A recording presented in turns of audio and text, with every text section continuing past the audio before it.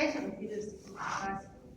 Y el ciclo sexual, ¿qué son? Son cambios fisiológicos que se producen ¿dónde? En el aparato reproductor de la mujer, sobre todo lo que es útero y ovarios, y que esto hace posible o bien hay embarazo o bien hay menstruación. A eso se refiere el ciclo sexual.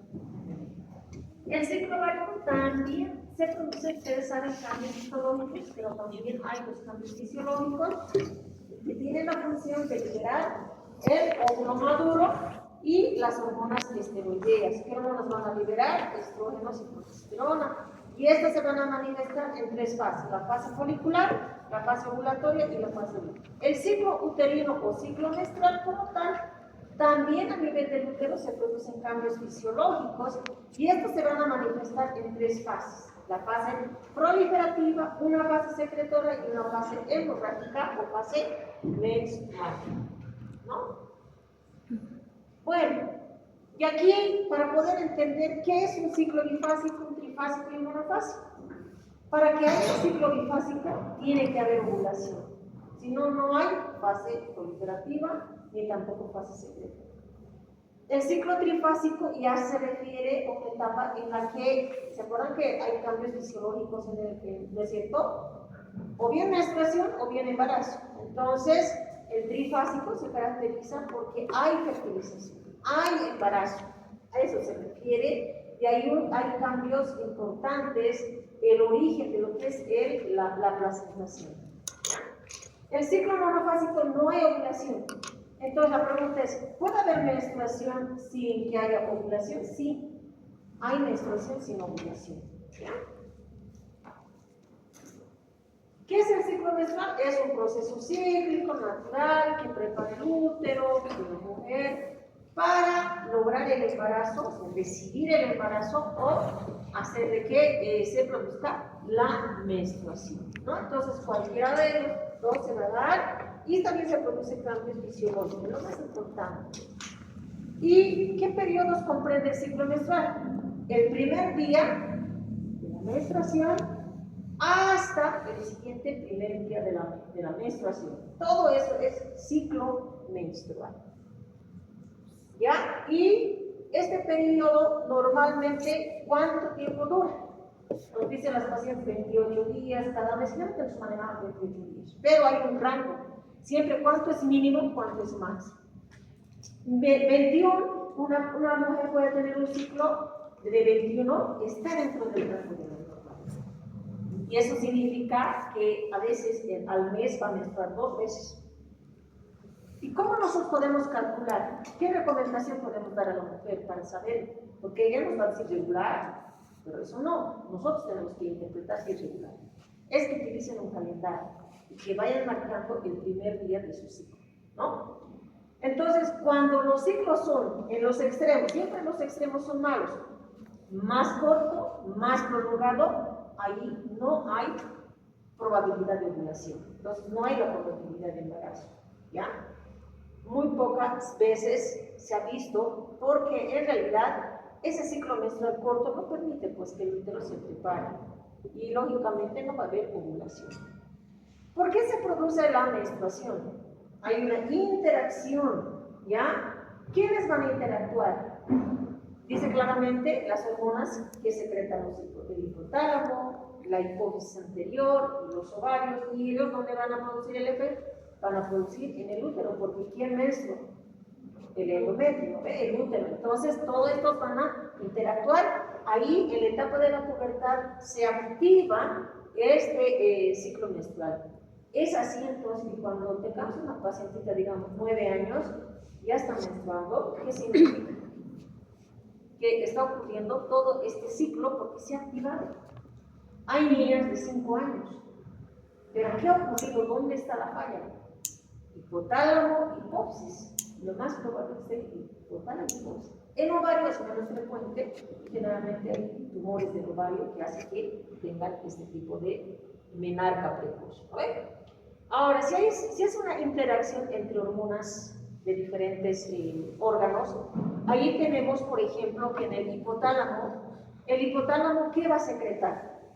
Las hormonas liberadoras del gonadotropina, las estimulantes.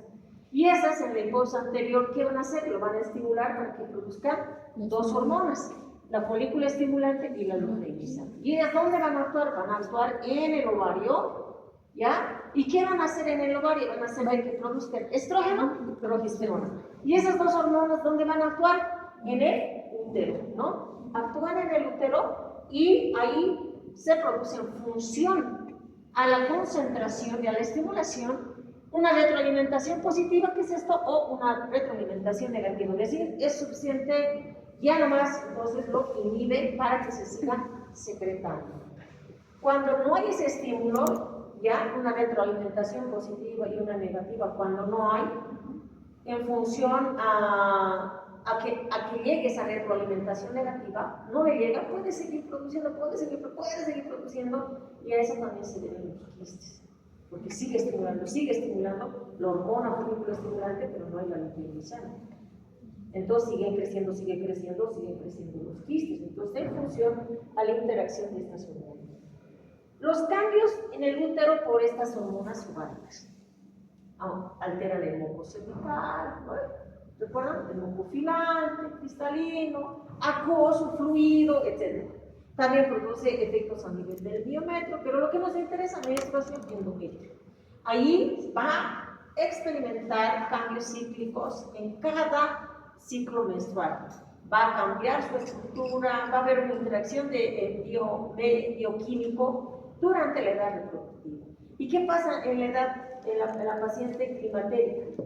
Las hormonas también se alteran, unas descienden, otras aumentan, a veces el otro aumenta y otras descienden, un desorden hormonal. Hasta que después hay un cese, ya no hay menstruación, hay un cese, y viene la menopausia, y ahí ya no va a existir esta interacción. Habrá solamente una hormona hasta cierto tiempo, pero ya no va a haber estrógenos y progesteronas, ¿no? Recordar siempre que el estrógeno es quien produce más hiperplasia, hipertrofia, crecimiento, desarrollo. En cambio, la progesterona tiene otra función especial. Y en el embarazo es fundamental la progesterona. ¿Qué ocurre desde un punto de vista histológico? Recordar, el endometrio tiene capa basal y tiene capa funcional. Y en este caso, ¿sí? ¿Qué hace la capa basal? La capa basal, ahí están las células madres, ahí es donde se va a regenerar nuestra piel, también tenemos células madres. Se cae todo lo que ya no sirve, se ha descamado la piel, pero la célula madre, que es la dermis, está intacta y sigue regenerando. Entonces lo mismo, la capa basal se encarga de eso, pero la característica fundamental ¿por qué no se descama? Es porque no sufre cambios, no tiene receptores. Entonces los receptores no le llegan a ella para descamarse y solamente llega a la capa funcional y por eso se sufren cambios cíclicos. Eso es lo que se pierde en cada menstruación y no la capa basal. En otras palabras, ¿quién prolifera? La capa funcional y la capa basal no. ¿Por qué? Porque no tiene receptores para las hormonas, en este caso los estrógenos. Entonces, solamente que es a partir de ahí que se va a regenerar el epitelio de la capa funcional. Ya eso en cuanto a la importancia desde el punto de vista histológico. Y la capa funcional, ¿qué es eso lo que se pierde? ¿Qué hay? Ahí hay glándulas y los conductos de las glándulas. ¿Sí? Esto es la glándula y aquello es su conducto, donde tiene que secretar. ¿Qué cosa va a secretar? Glucógeno. ¿Ya? Entonces, esa es esa capa la que se pierde. ¿Cuáles son las fases del ciclo menstrual? Ahí está, desde un punto de vista hormonal. ¿Qué ocurre? ¿Por qué hay fase proliferativa? ¿Quién estimula? El estrógeno. Y en la fase secretora, la progesterona, ¿no? Y la fase menstrual, ¿qué ocurre? Cae la progesterona y se descama y ya vamos viendo qué ocurre fisiológicamente a ese nivel. Entonces, esto es muy importante. Porque en la ecografía nosotros vamos a poder observar un engrosamiento del endometrio proliferativo. Está grueso este endometrio. ¿Qué hay? Más estrógeno, ¿no? Esa es la comprensión que tenemos que hacer y ya vamos a entender. Entonces tiene esas tres cosas. ¿Qué ocurre en la fase proliferativa? ¿Qué pasa con el endometrio? ¿Quién le estimula? Los estrógenos. ¿Y cuándo hay secreción de estrógeno? En la fase folicular del ciclo ovario. ¿Se acuerdan? Fase folicular, ovulatorio y luche. Entonces, la fase folicular es estimulación. ¿Qué va a hacer? Lo está estimulando la hormona folículo estimulante. ¿Para qué? Para madurar el ovocito, pero también hemos dicho para liberar hormonas esteroideas. Entonces, en el endometrio, esos estrógenos hacen de que se produzca ese engrosamiento, esa regeneración del estrato funcional. ¿Y qué días corresponde? Del día 5 al día 13, ¿no? En un ciclo menstrual normal. ¿Hasta cuánto puede considerarse normal ese espesor, ese engrosamiento del endometrio? 12 milímetros de espesor, ¿no? Ahora, cuando una mujer tiene, ¿han escuchado hiperplasia? ¿No? Es un engrosamiento del endometrio, se ve grueso. Después de esa etapa debería venir la fase secretora, pero no, se queda ahí, sigue sangrando, sigue sangrando, sigue sangrando. ¿Qué hay que hacer? Lo retiramos, ya sea con hormonas o lo retiramos haciendo un degrado. Ya, posteriormente, a ver, ¿cuánto llega a medir? Dice, ¿no? ¿Y a qué se debe ese engrosamiento? ¿Por qué se está engrosando? Porque el útero se está preparando pues para recibir, ya está esperando. No es como ahora, yo sé, lo estaba gritando, ¿no ves? Pueda colaborar. En cambio, en esta etapa lo que hace es, ya están los otros, ya lo están preparando, ya han abierto el aula, ya han traído el acto, la lista está lista. Entonces, ahí se está preparando el endometrio y su grosor máximo se debe a la hormona luteinizante, ¿ya? Y la hormona luteinizante es igual a ovulación, ¿no? Es igual a ovulación. Entonces, seguimos. Luego viene la fase secretora. En la fase secretora coincide con la fase lútea. Y la fase lútea se refiere es al ciclo ovario. Ahí secreta la progesterona ya va a estimular al endometrio. Quiere decir que por fases tiene receptores para estrógeno, en la segunda fase tiene receptores para la progesterona, y el día en que se produce todos estos cambios cíclicos, día 14 hasta el día 28. ¿Y por qué se llama secretora? Porque las glándulas van a secretar ¿qué? Glucógeno, se van a llenar de glucógeno, se están preparando para la reacción desigual del ciclo trifásico. Entonces, esa característica importante es fundamental, y además la estructura histológica de las glándulas endometriales cambia.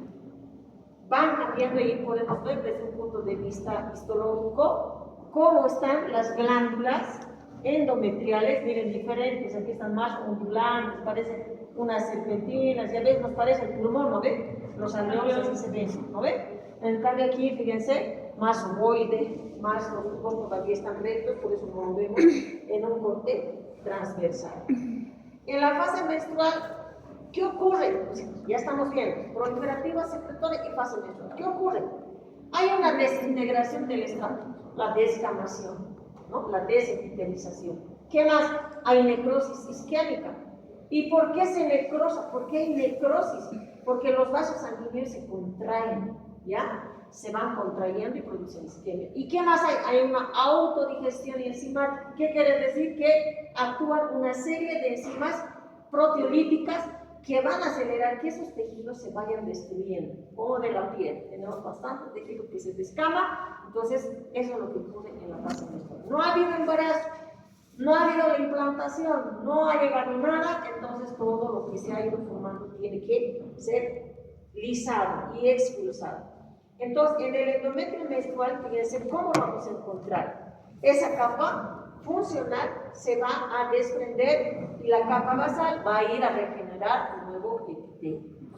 Entonces, eso es lo que ocurre en el ciclo menstrual. Y aquí, este es un dibujo, sobre todo foto, con un microscopio electrónico. Fíjense, en la fase proliferativa, los cuellos de la glándula están rectos, unos tubos rectos en la fase proliferativa. En la fase secretora inicial, en sus inicios, fíjense cómo se va ondulando, más diferente, y se va llenando de glucógeno, ¿no? Y en la fase secretora más terminal o avanzada, fíjense, está mucho más festoneado y también hay mayor cantidad de glucógeno. Eso es lo que ocurre. Fisiológicamente, de lo que estamos hablando, aquí también está un resumen, ustedes lo pueden ver con mayor tranquilidad, qué hormonas son las que participan, que habíamos mencionado, ¿no? Fase folicular, sinónimo, proliferativo. Desde el punto de vista de un aprendizaje rápido, ¿no? Palabras claves. Fase folicular, proliferativo, estrógenos. Fase ovulatoria, los estrógenos han aumentado, la luteinizante se ha incrementado. En la fase lútea, sinónimo secretorio, y la progesterona. Y la menstruación, el cuerpo lúteo comienza a declinar, dice, no hay. Posteriormente disminuye la secreción de estas hormonas, cae la progesterona y se produce la menstruación. Aquí tenemos un resumen de todo lo manifestado. No voy a hablar de eso, ¿en qué me quiero concentrar? En la ecografía, ¿sí? Cuando es una fase proliferativa, dice el reporte del ecógrafo, endometrio proliferativo, endometrio lineal, endometrio hiperecogénico, endometrio heterogéneo, ¿no? Entonces, estas son las palabras que utilizan los ecografistas. ¿Y a qué se refiere? Aquí vamos a ver. Esta es una ecografía del patrón que vamos a ver de la ecografía del endometrio. Fíjense que voy a avanzar. Ahí está, un endometrio con patrón A. ¿Qué quiere decir? Que para poder nosotros determinar a qué fase se encuentra, viendo una ecografía y teniendo cuándo ha sido la fecha de la última menstruación, ese es un dato importante que el ecografista necesita. No solamente pedir ecografía, nosotros queremos saber el endometrio, la paciente está sangrando, tiene ciclos menstruales irregulares, nos queremos saber, le damos datos, cuando es el PUM, su ciclo, ¿no? Entonces uno describe por patrones, el A, B, C. El endometrio del patrón A es trilaminar, dice, eso es una fase proliferativa. Trilaminar, ¿qué significa? Que se ve como 3 láminas, ¿no ven? El endometrio patrón B, ese es isoecogénico, dice iso, igual, ¿no? Se ve la línea ecogénica, es decir, que solamente hay una línea que se ve, ¿no? En la fase del endometrio hiperecogénico homogéneo no se ve esa línea ecogénica central y es una fase secretora también, inicial y terminal. Ahora, fíjense la diferencia. Este es un trilaminar. Fíjense, se ve como 3 láminas, ¿no? Aquí está una lámina, 2 láminas, 3 láminas. Eso se refiere, trilaminar. Endometrio proliferativo, grueso, bien clarito. Esta es una ecografía transvaginal. No vemos la silueta de la vejiga. Y ahí decimos, sí, evidentemente, lo que me están describiendo lo puedo verificar en la ecografía. El endometrio con patrón B es isocogénico, se observa la línea ecogénica central, endometrio secreto. Fíjense cuál es la diferencia. Los demás se han atenuado y ahí vemos una línea casi blanquita, un gris claro. Entonces decimos, y nos reporta, dice endometrio lineal. Fase secreto, ¿no? Así. Aquí, endometrio con patrón C, endometrio hiperecogénico, homogéneo, buena diferenciación del miometrio, no se observa la línea ecogénica. El endometrio también es secreto. Voy a regresar a la proliferativa. ¿Sí? Aquí, por ejemplo, miren cómo se ve el endometrio. Bien clarito, 3 láminas. Aquí, lineal. Y aquí podemos ver que es más homogéneo. Hiper, ¿qué quiere decir hiper? Gris claro, ¿lo ven? Lo hemos visto como lo anterior, fíjense cómo está, es más gris clarito, más clarito. ¿Qué significa eso? ¿Se acuerdan? Cuando es negro es líquido. Un gris claro, ¿ya? Un gris oscuro es blandito. Un gris muy claro, ¿no? Duro, hueso. Entonces, es así como vamos viendo nosotros. Eso, por ejemplo, ya está descamándose, ¿no? Y fíjense, estas partes no se ve, aquí está, se puede ver, este es el miometrio. Todo esto es el miometrio y este es el endometrio. Fíjense cómo los vasos sanguíneos, ¿no? Se van haciéndose mayor, se van incrementando, hay mayor vascularización. La ecografía del endometrio entre la menstruación, intramenstrual, es decir, está menstruando. ¿Ya? Fíjense cómo se ve una imagen, ¿no? rara, irregular, hiperecogénico, ya aquí también vemos anecoico, un gris más oscuro, ¿no? Porque nos está hablando ahí coagulitos, sangrado, ¿no? Que es completamente del proliferativo. El proliferativo es como si alguien lo hubiera dibujado artísticamente. Aquí es como que alguien hubiera fallado. Entonces tenemos que hacer ese tipo de abstracción para poderlo entender.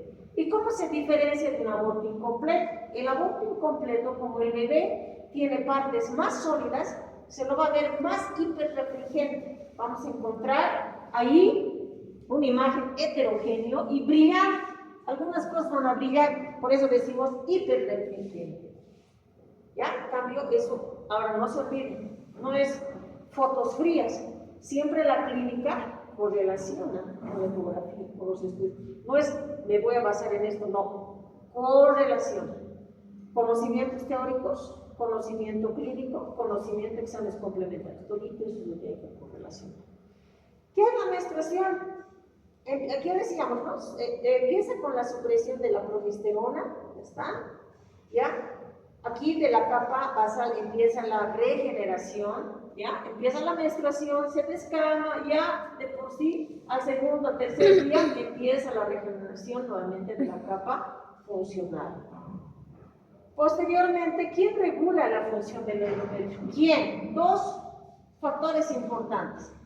La degradación del tejido endometrial y la hemorragia, sí, es uno de los resultados. Y lo otro es la vasoconstricción con la contracción de ¿quién? Del miometrio y también del endometrio. Es decir, que allí tenemos fibras musculares importantes, no solamente la masa muscular, sino a nivel de las glándulas también. Entonces ahí eso es lo que produce esa vasoconstricción y la contractilidad. Son los dos mecanismos reguladores de esa función endometrial.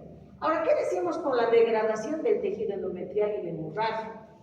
Tiene que haber un equilibrio entre la integridad de los tejidos y la destrucción. Quiere decir, ¿cuánto de tejido sano hay y cuánto de tejido ya está necrosado, isquémico, desepitelizado, ¿no es cierto?, que se ha desintegrado? Y todo eso tiene que haber un equilibrio, tiene que haber como en una balanza, por eso está ahí puesto la balanza. Y además, no se olviden que están las enzimas proteolíticas, que hemos dicho que estas contribuyen como mecanismos reguladores de la menstruación.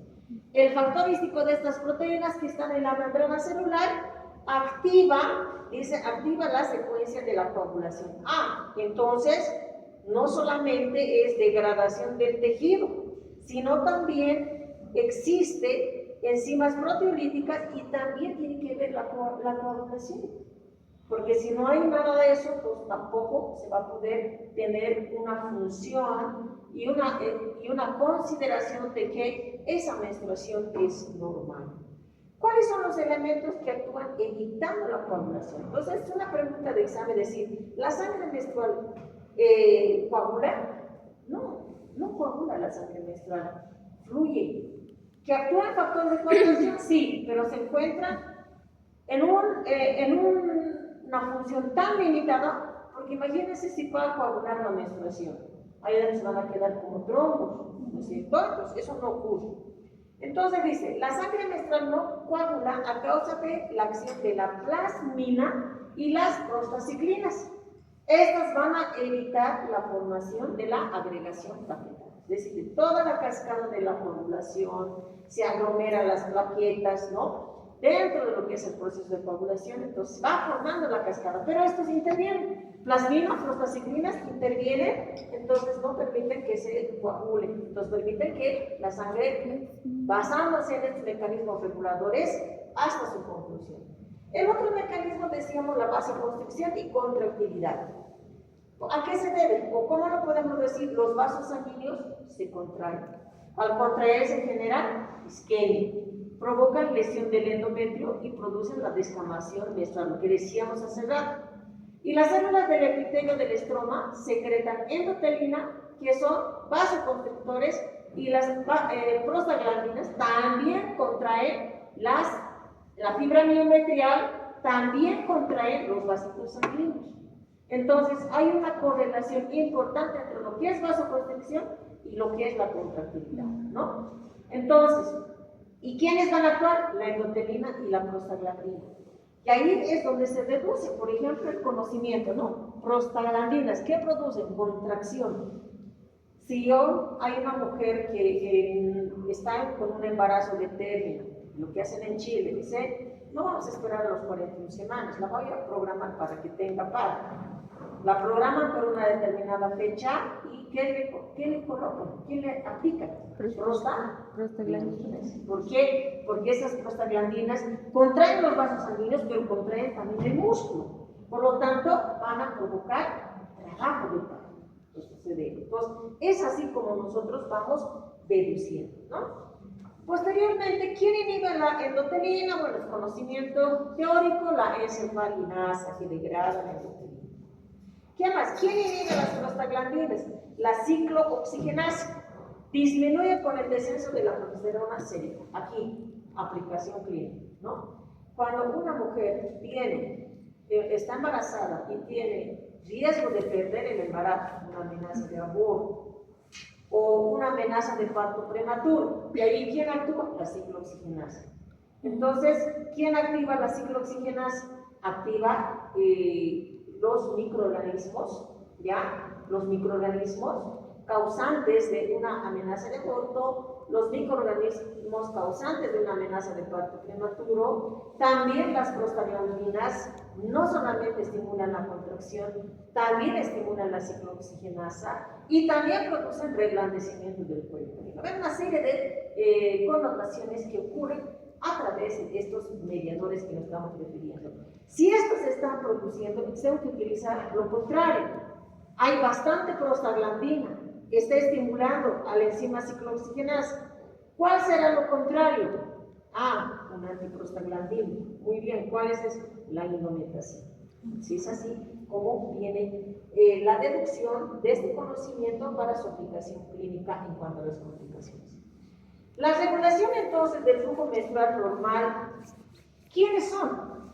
Ahí coordinan la contractilidad del músculo, la adecuada epitelización de la mucosa endometrial y la coagulación. Entonces, esos son los tres factores importantes que van a coordinar para poder regular el flujo menstrual. Y todo está en función a ¿qué? A las hormonas también, no se olviden, las hormonas reguladoras de la proliferación y diferenciación, estradiol, progesterona y factores de crecimiento.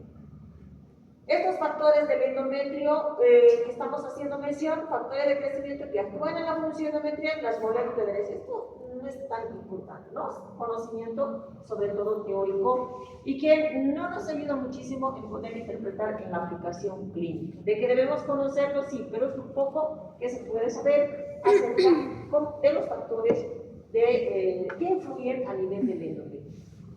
Las funciones de los factores endometrio, dice las funciones del endometrio, participan en la regeneración endometrial y en la implantación del embrión. Es decir, que estos factores influyentes para que se produzca menstruación o para que haya embarazo, asegurar ese embarazo en su crecimiento, etc., necesita preparar ese epitelio endometrial. Ese tiene que estar preparado, no es cualquier endometrio y viene el embarazo y se va a implantar. Busca un lugar y es en función a receptores. Busca el lugar y se implanta. Lo vamos a ver en el ciclo trifásico, ¿no? ¿Qué es la menstruación? Es el sangrado vaginal de forma más o menos regular, tiene la mujer, y este es cada 28 días.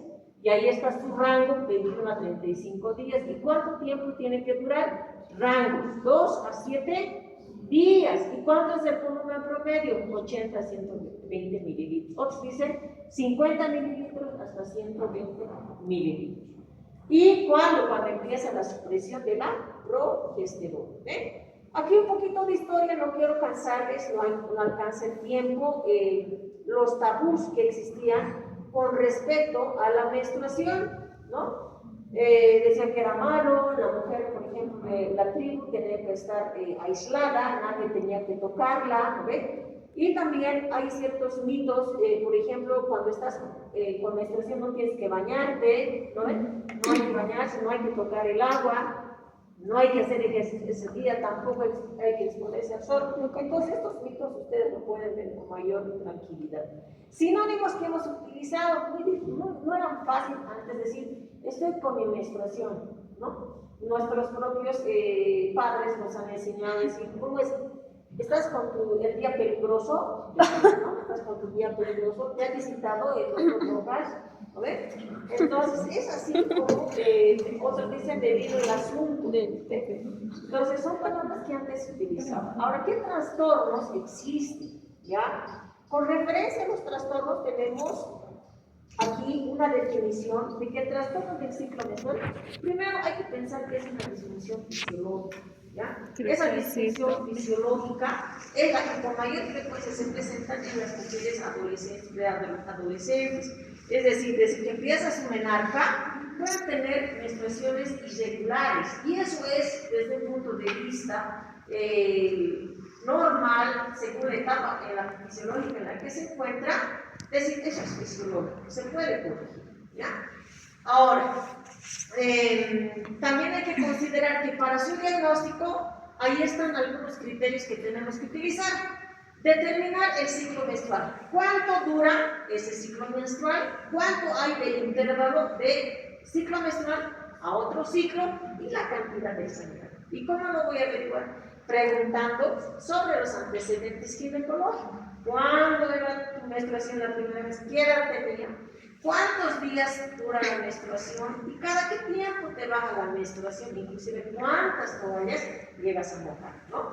Eso, ¿cómo era antes? Y ahora, ¿cómo es? ¿Ha mejorado? Antes era así, mojaba, qué sé yo, más de un paquete, pero después ya se reguló, ya son 3 días, antes eran 7 días. Entonces vamos nosotros recogiendo esa información, preguntando antecedentes. Realizar una adecuada anamnesis y la evaluación física que permite valorar la necesidad de solicitar estos complementos, ¿no? ¿Cómo es tu menstruación? ¿Cuántas toallitas mojas? Además, ¿tienes dolores? ¿No? Además, has notado que tienes algunos síntomas, cambios, ¿no? Eso es por referencia al síndrome premenstrual. Es importante preguntar. Así, si su problema es un trastorno del ciclo, como ciclo menstrual, tenemos que indagar, ¿no? Te produce dolor, te produce cambios del estado de humor, etcétera, etcétera. Le vamos a ver. 3. Iniciar tratamiento teniendo en cuenta la edad, el patrón menstrual, la necesidad de anticoncepción y la implicancia del trastorno del ciclo. Es decir, el tratamiento está en función a eso. Ahora, no se olvida un dato importante que hay que preguntar: la edad ginecológica, ¿no? Nosotros, ¿a qué edad te baja la menstruación? Muy bien. Ahora, a los 13. Ahora, ¿cuántos años tienes? 15. ¿Cuántos de edad ginecológica? 2 años. ¿Ve? Bien, pues sí, está dentro del tiempo estimado. Esos trastornos que tiene del ciclo menstrual es fisiológico, lo podemos regular. Si es una mujercita joven y además tiene su pareja, ustedes saben que actualmente ya tiene su pareja, tiene ya contacto sexual, entonces utilizamos anticonceptivos orales, primero, para regular ese ciclo menstrual, y segundo, le sirve de anticoncepción, y tercero, los granitos, ¿lo ven? Aparecen, el acné también. Entonces, esa manera de ver qué es lo que vamos a utilizar. Si no tiene pareja, si es una mujer que se encuentra en su edad ginecológica, ¿no? Está asintomática, pues no necesita. Simplemente lo que necesita es una educación oriental, ¿no? Decirle si estoy normal, no te preocupes, está todo bien, pero si tienes granitos y tienes trastorno del ciclo menstrual, entonces vamos a utilizar un anticonceptivo oral combinado, pero que tenga más acetato de cicloterona. El acetato de cicloterona, el Yasmin, no sé si han escuchado el Yasmin, ¿no ven? Esos tienen acetato de cicloterona y eso es para los granitos, ¿ven? Y así también evitamos los quistes. Entonces ahí dice, generalmente no requiere tratamiento. Perfecto. Ahora, ¿cómo podemos clasificar estos trastornos del ciclo menstrual? El sangrado menstrual anormal, el síndrome premenstrual y el trastorno disfórico premenstrual. Aquí, por ejemplo, tenemos, basándonos, alteraciones en el ritmo, alteraciones en la cantidad, ¿ya? Alteración de la frecuencia, alteración de la intensidad, que se refiere a la intensidad. Tenemos dos tipos de, fíjense aquí, formas de las que les podemos definir, ¿no? Estoy extratado de un texto. Alteración de la regularidad. ¿Cómo digo si está el problema es la alteración de la regularidad? Sangrado menstrual irregular. Ausencia de sangrado menstrual. Cuando hablamos de la regularidad. ¿Es un sangrado menstrual normal? Sí. Clasificado en alteración de la regularidad. ¿Y qué quiere decir sangrado menstrual irregular? Que tiene ciclos irregulares con intervalos más de 20 días y menos de 90 días.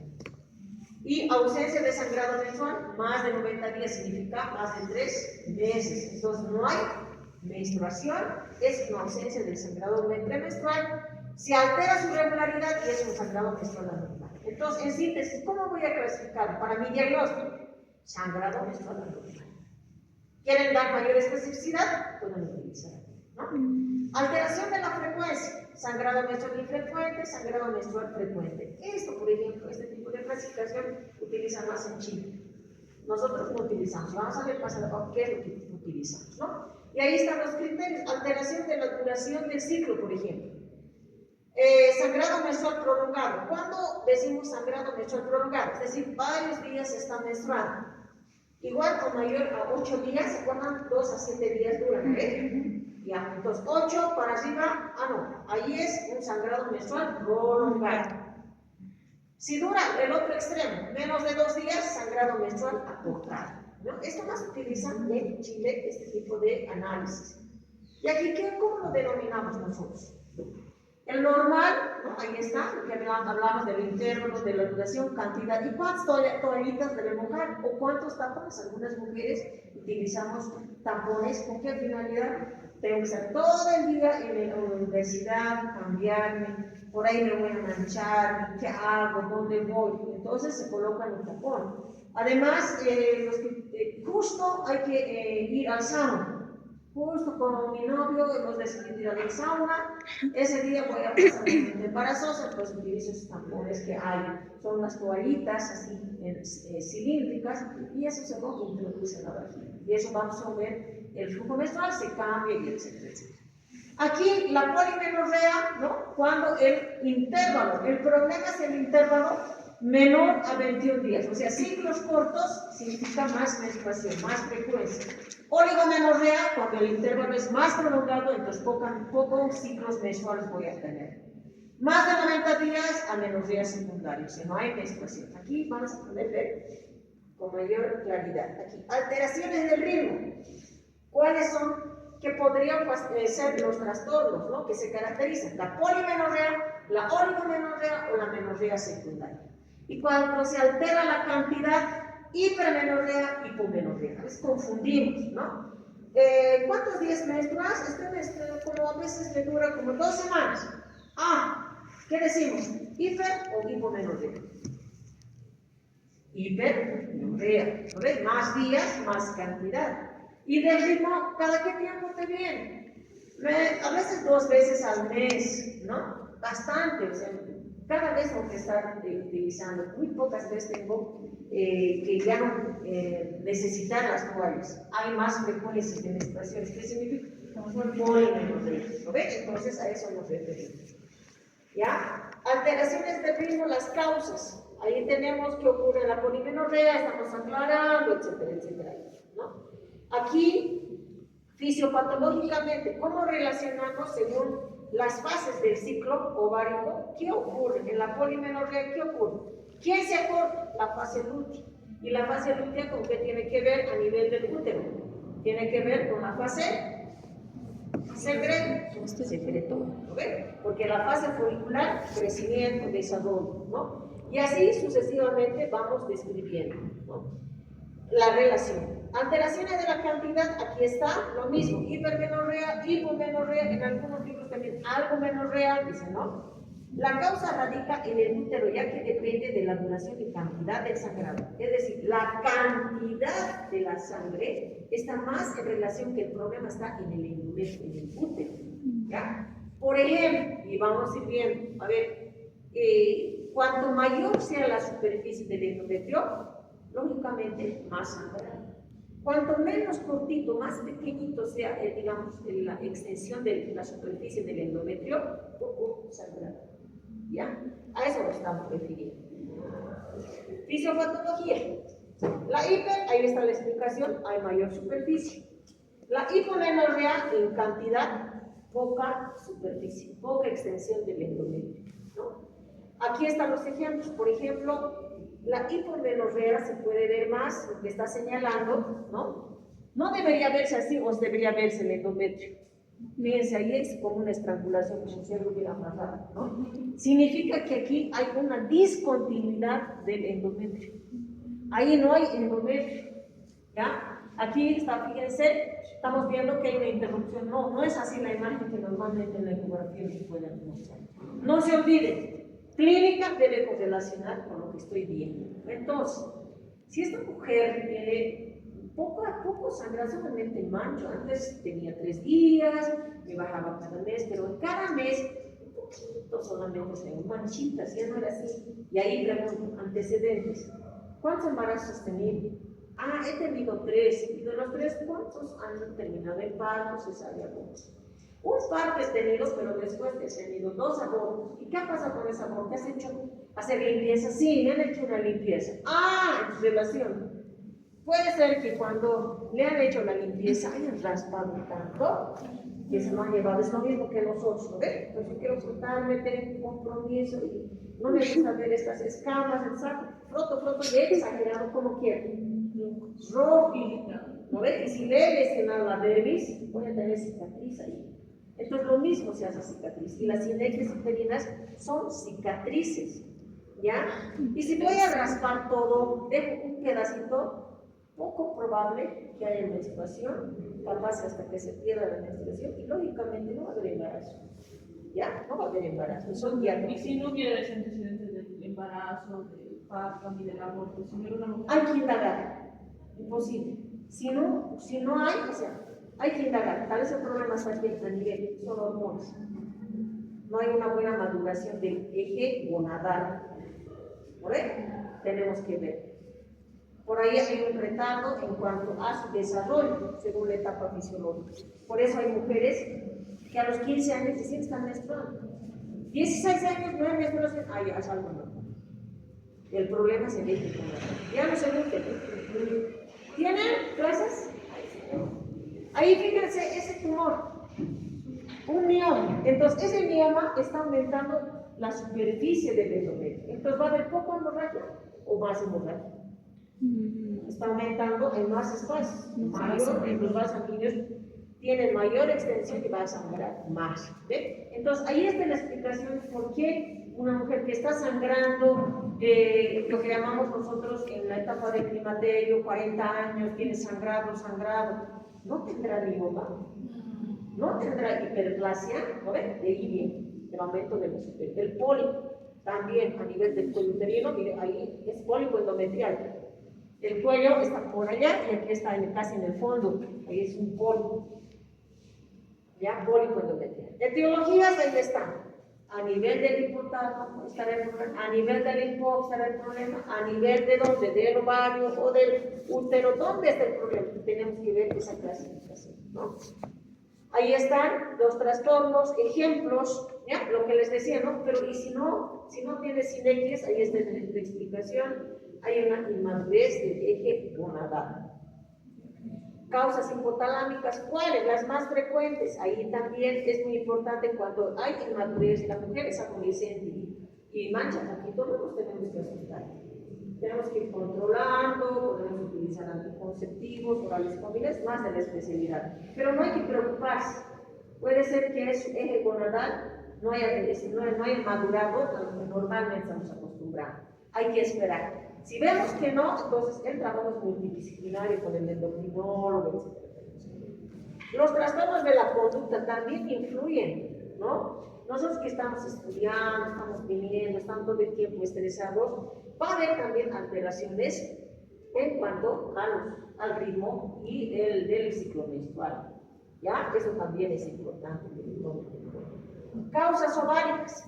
El síndrome de ovario poliquístico. ¿Ve? Entonces, ustedes ven, ovario poliquístico correlacionan obesidad, correlaciones, ciclos menstruales irregulares. Síndrome de ovario poliquístico, ¿no? O sospecho de un síndrome de ovario poliquístico. Y ahí, ¿qué se caracteriza? Son mujeres jóvenes que tienen sobrepeso, tienen hipertricosis, mayores vellos, tienen acné, tienen quistes en los ovarios. Puede tener todo lo que he mencionado, pero los ovarios puede ser que estén normal. No siempre, no se olviden, no es tan exacta, no es como las matemáticas.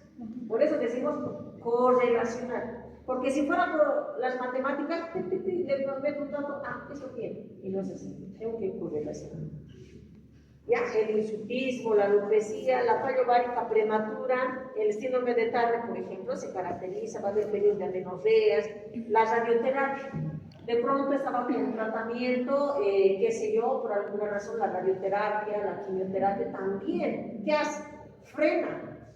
¿Sí? Por ejemplo, una mujer que tenga artritis reumatoide. En los jóvenes ahorita está frecuente la artritis reumatoide, ¿no? No hay que verlo ya a la mujer o al jovencito de decir, me duele los huesos, no, hay que pensar en la artritis reumatoide y hay que explorar. ¿Quién recibe de tratamiento? Quimioterapia por periodos largos, ¿no? Más corticoide. Lógicamente, el ciclo menstrual se va a alterar, no va a ser el mismo, ¿ya? A eso nos referimos. Los tumores, de igual manera, ¿no? Causas uterinas, la miomatosis. Entonces, quiere decir que la miomatosis uterina, ¿qué va a ocasionar? Alteración de la cantidad, ¿no ve? De la menstruación, alteración del ritmo menstrual. ¿Ve? Malformaciones, de igual manera, las malformaciones uterinas. Enfermedades crónicas y sistémicas. ¿Ya? Las endocrinopatías, el hipertiroidismo, la hiperprolactinemia, lógicamente también van a producir alteración del ciclo. Entonces, ¿cuál es la lección aprendida? Hay que verla de una manera íntegra, ¿no? Y decir, si esto podría ser la causa, ¿qué le vamos a pedir si es un si sospecho de hipertiroidismo? ¿No? Hipertiroideo, ¿ve? Entonces, así se va correlacionando. A eso se tienen que acostumbrar. Ya no estudiar así, Isla haya estado anatomía, haya estado todo, ahora tienen que ir correlacionando para entender la clínica, ¿no? Y es bien bonito, es más lindo la clínica que ver como islas. Los efectos de las drogas de igual manera. Ahora, para el diagnóstico, lógicamente hay que hacer un buen interrogatorio, averiguar sus antecedentes ginecológicos, hay que detallar los antecedentes familiares también, el examen físico, segmentario, ginecológico, cómo está, si es hay una prematurez del eje gonadal, el útero lógicamente funciona con quién, con estrógeno, el estrógeno hace crecer, ¿no? Entonces un útero chiquitito, bien chiquitito, como un limoncito, ¿ven? Y en la ecografía me va a constatar qué exámenes hay que solicitar. Ahí tiene un montón de exámenes, perfil hormonal, tiroideo, hay que solicitar el perfil hormonal, también la luteinizante, la hormona foliculoestimulante, la prolactina también es importante, ¿no es cierto? Entonces, tratamiento, conducta expectante hormonal o tratamiento no hormonal, cualquiera de esos en función a las necesidades de la paciente, ¿no? Entonces, no quiere decir que una mujer que le trae la mamá, tiene 16 años, decirle anticonceptivo, ¿qué acaso mi hija está teniendo relaciones sexuales? No decimos, ¿no? Y hay que explicarle por qué estamos utilizando, son los beneficios que tienen los anticonceptivos orales. En la conducta expectante, tratamiento no hormonal, tenemos en las columnas. Conducta expectante, mujeres jóvenes, controlarles, educarles, que se anoten en el calendario, que vayan contando cuántas toallitas van mojando, cuándo va a venir, eso, ¿ve? Tratamiento no hormonal. El ácido tranexámico, ¿qué es? Coagulante. ¿Ya? Coagulante. La desmopresina, ¿qué es? Un antidiurético. Tratamiento hormonal, ¿ve? Anticonceptivos orales combinados. También puedo utilizar un dispositivo intrauterino, pero que tenga hormonas, ¿no ve? La hormona, el levonorgestrel es progesterona. También los AINES, ¿no se acuerdan del ciclo de enzima ciclooxigenasa? ¿Ven? Ahí está, también podemos utilizar como no hormonal o podemos utilizar hormonal en los progestágenos orales. El síndrome premenstrual es un conjunto de signos y síntomas que presenta la mujer de 7 a 10 días antes de la menstruación. O sea, la visa tiene síntomas premonitorios, si vale el término, y durante la menstruación va a ir desapareciendo. Este síndrome premenstrual se caracteriza por una serie de síntomas, ahí tienen ustedes la frecuencia, pero ¿qué es lo importante de esto? Los signos y síntomas. ¿Qué sufren? Ahí tenemos un montón. Irritabilidad, ansiedad, entonces decir, no, ¿por qué está tan malhumorada? No me toques, No me molesta. ¡Ay! Ya, ¿no ven? Miren, no nos vamos a ver. Entonces, síntomas inespecíficos, ahí está su clasificación. Pero había habido otro más severo, que la verdad, la mujer cuando está en su menstruación, un síndrome premenstrual, hay que tener un poco de resiliencia, aprender, no juzgar, porque está en la etapa donde las hormonas le están haciendo producir ese tipo de cosas, ¿no? Pero cuanto más educación tengas, caramba, ¿no? A veces me ponía muy irritable, no, a ver, ese es el ciclo, mejor voy a cambiar de aquí, cambio, ¿no? Este es un trastorno más severo que el síndrome premenstrual, mucho más severo, la depresión es mucho más, y esta se presenta durante toda, dice ahí, la segunda mitad del ciclo menstrual y termina con la menstruación. Es decir, toda la menstruación está con estos signos y síntomas. Ahí hay que diferenciar un síndrome premenstrual de un trastorno disfórico premenstrual. Este es un estado más severo del síndrome premenstrual. Por lo tanto, en esta etapa, ¿ya? La mujer sufre, le afecta en su rutina diaria, se aísla, se deprime mucho más, ¿no? A veces uno cree tener ideas psicóticas, todo el mundo se le cae. Cada etapa está feliz después de esa tranquila, pero se sufre bastante y ahí se requiere un manejo multidisciplinario, ¿no? Aquí, ¿cómo diagnosticarlos? ¿Cómo diferenciarlos? Ya están en esa columna. Hay signos mayores, menores, los signos físicos. También es importante la hipersensibilidad de las mamas. Pero más importante son esos síntomas que le afectan en su comportamiento en la vida diaria, ¿no? Entonces, ahí es importante, nosotros en cuanto a tratamiento, ahí son todas las opciones que tenemos. Y algunas veces he tenido que llegar a esto, o por ectomía bilateral, ¿no? Porque ya tiene ideas suicidas, no toleran, sufren, entonces ya mejor sacarles los ovarios, el problema está ahí, ¿no ven? Entonces, este es el manejo que se hace. Aquí tenemos el ciclo monofásico, ya habíamos dicho el anterior, ¿no es cierto? Sobre todo se caracteriza por no hay ovulación. Quiere decir dos palabras. Cada ciclo menstrual no nos garantiza que estamos ovulando. No, puede haber menstruaciones que está bajando y que no hay ovulación. No hay ovulación. Ya no siempre quiere decir que hay ovulación en cada menstruación.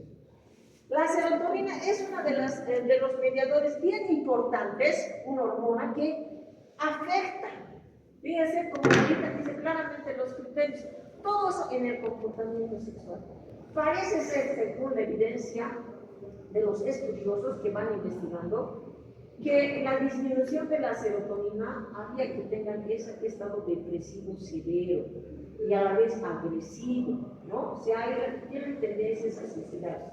Pero requieren un estudio, hay que verlas bien, su comportamiento, porque se separan de la pareja y la mamá sufre, cuando la mamá se desahoga, rompen todo, se aíslan, ¿no? Y decir, cuando somos diabéticos, no será que le está pasando, no será la serotonina, y de pronto se reconcilian todo, vuelve a la normalidad, ni nada, ¿eh? Entonces, hay que estudiar muy bien a estas pacientitas. El ciclo trifásico se caracteriza por qué hay fecundación, ahí va cambiando, ya no es 2, ahora son 3, y se caracteriza principalmente ¿por qué? Porque se instala, se construye, se instaura el sistema corioplacental, es decir, la implantación, ¿no? Y esas 3 fases, esto no lo vamos a ver aquí, ¿cómo es? La fecundación, la migración o la implantación. ¿Cómo empieza? Ahí está, ¿ya? ¿Cómo está liberando el folículo maduro, el ovocito? Lo libera, lo lanza, ¿no ve? El ovario, las fibras de la trompa lo captan. Mientras tanto, el espermatozoide está viajando, se ha descubierto científicamente que en 5 minutos ya está el espermatozoide ahí arriba, ¿ya? Entonces atraviesa el istmo, que es 1 milímetro, pero tiene que pasar. Y en el trayecto tiene que nutrirse, necesita enzimas, etcétera, etcétera, etcétera. Largo, ¿no? Entonces se unen y en la fecundación entre el espermatozoide y el óvulo ya está determinado genéticamente qué es varón o mujer. Ya está determinado, ¿no? Pero no se va a diferenciar físicamente en su desarrollo biológico, no se puede decir, esa era mujer o era varón. pero genéticamente ya se sabe quién es varón y quién es mujer. Luego viene la migración, entonces unen y empiezan juntitos a regresar por la trompa, van llegando, ¿sí? Y a medida que avanzan, se va dividiendo las células, la mórula, hasta llegar al blastocisto por la cavidad antral, que ya lo vemos allá. El blastocisto forma una cavidad, el embrioncito. Algo así, a esta etapa ya tiene que estar en el endometrio, ya tiene que llegar. ¿Ya? Y cuando llega el endometrio, en su forma de blastocisto tiene que implantarse. Tiene que implantarse y el endometrio ya está preparándose. La hormona progesterona es quien asegura el embarazo, lo asegura, lo tiene que garantizar. Y el endometrio tiene que perfeccionar cómo lo va a recibir. Entonces, ¿qué hace? Ahí está el embrión, ¿no es cierto? Y ahí tenemos el citotrofoblasto y el sincitiotrofoblasto. El citotrofoblasto, sus vellosidades coriales, llega al endometrio, lo perfora como una perforadora, lo perfora. ¿Y qué sale? El sincitiotrofoblasto. Y a partir de ahí, el sincitiotrofoblasto va, ¿dónde? Al lago, a un lago de sangre que ha formado el endometrio de la mujer. ¿Qué significa? Que los vasos sanguíneos, ¿ya? Los vasos sanguíneos llegan y tienen que formar un charquito. Y ese charquito es como una manguerita del sincitiotrofoblasto. Y a través de esa manguerita, entonces recibe los nutrientes, la sangre, y esa sangre tiene que llegar al embrión. Todo esto se llama placentación. ¿Ya? Es la placentación. Es así como asegura que ese bebé está perfectamente implantado o anidado. Y ahí empieza el crecimiento, el desarrollo, etc., ¿no? Imagínense un aborto. ¿Qué ha pasado con el aborto? Si aquí hay vasos sanguíneos, ha perforado, ha llegado un lago, ¿no ven? Y no es una manguerita, son varias mangueritas microscópicas. Es como ustedes agarran un bañador, está llenando de una manguera con agua, y otra manguera le ponen y sale, ¿no ven? Por cambio de presión. Es lo mismo la placentación hemorroidal. Y son varias mangueritas. Entonces esto se desprende, se rompe esa manguerita, sangre. Cuanto más mangueritas se rompe, más sangre, y lo va expulsando y nosotros vemos el sangrado. ¿Ven? Es eso lo que ocurre en el aborto. Entonces, ¿quiénes actúan? Progesterona, estrógenos, prolactina, lactógeno placentario, hormona gonadotropina, ¿no? Aquí resaltar que la progesterona es la que tiene que asegurar el embarazo, tiene que asegurarnos, garantizarnos que ese embarazo va a ir bien, va a crecer, va a llegar hasta un embarazo de término. La gonadotrofina coriónica humana, ¿ya? Corresponde al momento, miren, fíjense, de la penetración del blastocisto al endometrio. Allí ya hay hormona gonadotrofina. ¿Y esa hormona qué hace? Nos tiene que garantizar esas 12 semanas. Porque después esa progesterona va a actuar. ¿Y de dónde? De la placenta. El precursor de la placenta es el citotrofoblasto, ¿no ven? Entonces, cuando ya tenemos placenta, ahí empieza a producir progesterona hasta el término. Pero en las primeras semanas de embarazo, fíjense, hasta la novena, la gonadotrofina coriónica humana es la que está asegurando ese embarazo. Si nosotros le hacemos un test cuantitativo, nos da valores bajos, el embarazo no está mal, pronóstico malo, no va a perder. En cambio, tiene que ir aumentando. Ahora, si aumentan mucho más, ¿ves? Siempre los extremos, digo, los extremos son malos. Si aumenta excesivamente, es un embarazo molar. ¿Escuchado? Ya eso es lo que se produce.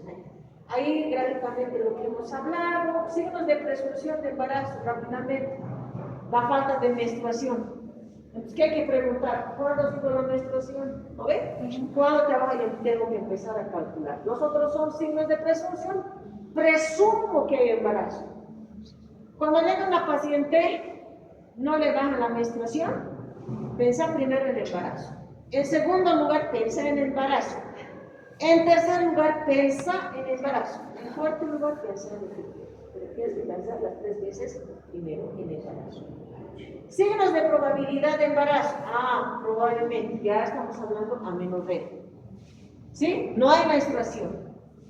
¿Qué otra cosa? Los signos vulvovaginales, algunos textos mencionan que puede haber una vulvitis, por eso yo no lo he resaltado. ¿No ven? De estos, los signos uterinos. ¿Cuáles son los signos uterinos? Esto es la práctica también, lo hemos hecho también nosotros la práctica. El signo de Sharp, la coloración violácea del cuello uterino, las paredes, se ve como moretito. Entonces, un signo uterino de embarazo. El signo de Godel, a los 5 o 6 semanas, ¿por qué estamos mencionando fuera de estos? Aquí hay varios, hay como 25 signos de probabilidad de embarazo. Los estamos mencionando porque estas aparecen en las primeras semanas de embarazo. 6 semanas, 5 semanas, y vamos a encontrar 7 semanas. ¿Y el Godel cuál es? El útero palpable bien blandito. ¿Se acuerdan del Hegar? Reblandecimiento, decimos, ¿no? Hegar 1, Hegar 2, otros textos mencionan Hegar 3, por eso hay más de 25 signos. Pero estos son los primeros que aparecen, vamos a poder encontrar. La gonodotrofina también es detectable, como ustedes los pueden ver. Pero decir amenorrea. ¿Qué estudio se tiene que pedir en el primer trimestre? La ecografía. Y con la ecografía, ¿qué podemos visualizar? Ahí vas a ver el saco gestacional. Ahí vas a ver el embrión. ¿Ya? Y también puedes solicitar, también te sirve para un cribado de cromosopatías. ¿Qué quiere decir esto? Que toda mujer embarazada, no solamente la ecografía debería saber para determinar la edad de embarazo, la vitalidad, debería hacer un cribado de cromosopatías. ¿Qué significa eso? Que hay que averiguar la edad de la madre, la beta-HCG libre y, ¿no? Aquí dice ecografía de la semana 12. ¿Y a qué se refiere eso? Translucencia nucal de los sistemas. Miden el rostro del pliegue del cuello, el ecografista. Y en función de eso podemos identificar síndrome de Down.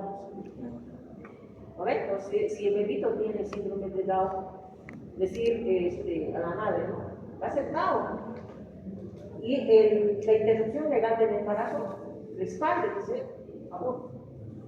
¿Correcto? Entonces, ese es el cribado que se hace en el estudio, ¿no? Y los demás laboratorios, sí, historia, que es importante, ¿no? Para el buen embarazo. Hiperemesis gravídica, finalmente, ¿qué es? La hiperemesis gravídica es un signo que se presenta en la primera mitad del embarazo, ¿ya?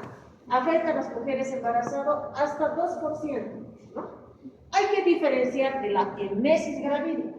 La emesis gravídica son las náuseas y los vómitos que presentan las mujeres en un embarazo normal, ¿ya? Y dicen que un 60-70% de todos los síntomas, efectos del embarazo que puede presentar la mujer, más son las náuseas y los vómitos, ¿ya? Después está la cianorrea. Pero la hiperemesis gravídica es otro extremo. Ahí en los vómitos dice la presencia de más de 3 vómitos por día. Iniciamos entre las semanas 4 y 8 y continúas las 4 y 6 semanas, es decir, en la primera mitad del embarazo, que se prolonga hasta las 23 semanas. Persisten esos vómitos, decimos, otro concepto que manejo, vómitos incoercibles. Todo el día están vomitando más de 3 veces, 4 veces, y además, ¿qué otras características importantes conforman para pensar esta mujer tiene hiperemesis? Los vómitos, fíjense, suben 70-85%, hay pérdida de peso, empiezan a adelgazar, pierden el 5% de su peso previo al embarazo. Por otro lado, hay trastornos hidroelectrolíticos. Entonces, la tríada de la hiperemesis gravídica es vómitos incoercibles, ¿ya? 2, pérdida de peso del 5% y trastornos hidroelectrolíticos. Clínicamente, ¿cuál nosotros vamos a poder determinar? 2 criterios. Y para el otro necesitamos estudios de electrolitos. Y con eso está nuestro diagnóstico. ¿Qué factores predisponen? ¿Por qué gemelar puede tener hiperemesis? Si hay gemelos, debe haber 2 placentas. Y si hay 2 placentas, había hormona gonadotrofina coriónica primero. Entonces puede ser que por eso tenga más vómitos, es hiperemesis. La cesárea previa, hiperemesis gravídica previa, entonces son factores predisponentes. También tiene que haber mucho el factor emocional, por eso está trastorno depresivo. Como dice aquí, ¿cuál es la causa?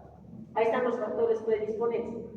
No hay una causa definida, no se conoce, solamente se sabe factores predisponentes. ¿Sí? Creo que quieren entrar. Fisiopatología.